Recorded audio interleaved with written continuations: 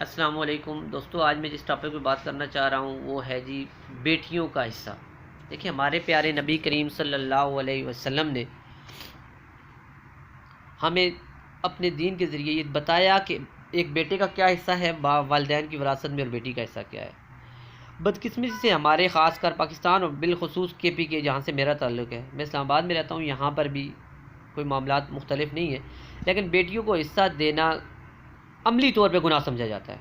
मैं इसकी मिसाल आपको ऐसे देता हूँ कि अगर कोई बेटी अपना हिस्सा जिसे उसके दीन और इसके मुल्क के आइन कानून ने दे रखा है, वो अगर मांग लेती है, पहले तो बात करना ही जुर्म तस्वर किया जाता है। यहाँ पर अगर बेटी कोई बात करती है तो उसे भी ऐसी नज़रों से देखा जाता है कि जैसे कोई गुनाह कर रही है।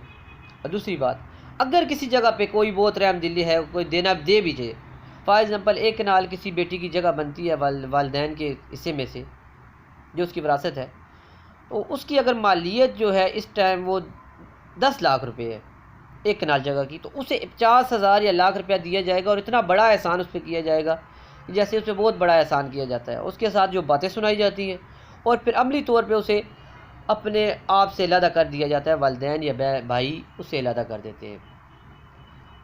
क्यों करते हैं जी? कि इसने हिस्सा क्यों मांगा है। और वालिदैन की तरफ ख़ुसूसन माँ या वालिदैन, ये माँ बाप ये कहते हैं जी हमने इसे शादी करके दिया है, इसे जहेज़ दिया है। अच्छा जी, इस बात को ही ले लेते हैं। क्या आपने जहेज़ दिया, एहसान किया, आपने उसे पाला, आपकी औलाद थी, आपने उसे दिया, ये आपको उसका हक बनता था। जहेज़ देना कोई मेरे ख्याल से इस्लामी रवायत तो है नहीं, लेकिन जिस हद तक, चलो इसे अमली तौर पर देख लेते हैं। आए बेटी को जहेज़ कितने का दिया जाता है? 1 लाख, 2 लाख। अब जो एक नॉर्मल फैमिली है इतने का ही होगा, 2.5-3 लाख का दिया जाता है। तो क्या आप बेटों को नहीं देते? बेटों को आप घर बना के, लाखों करोड़ों रुपए के घर बना के देते हैं, क्या उनकी विरासत में से काटा जाता है? क्या वालिदैन ये कहते हैं कि ये तुम्हारी विरासत में से कट जाएगा, जो हमने घर बना के दिया है इसकी पेमेंट काटो, जो हिस्सा बनता है, बाकी जो है हम अपनी मर्ज़ी तौर पर इस्तेमाल करेंगे, जो खर्च कर देंगे? ऐसा नहीं होता। आप यकीन माने, ऐसा नहीं होता। और ये इतनी बड़ी नाइंसाफ़ी है, ये हमारे उलमा, हमारे तबलीग वाले, हर बंदा बात यकीनन ज़रूर करता है, लेकिन अमली तौर पे इसकी तरफ कोई आने के लिए तैयार नहीं है।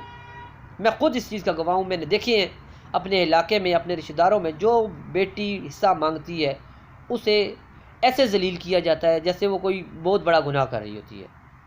तो काइंडली इस बात में हमें बात करनी चाहिए, ना सिर्फ बात करनी चाहिए, अमली तौर पर सबसे पहले देना चाहिए।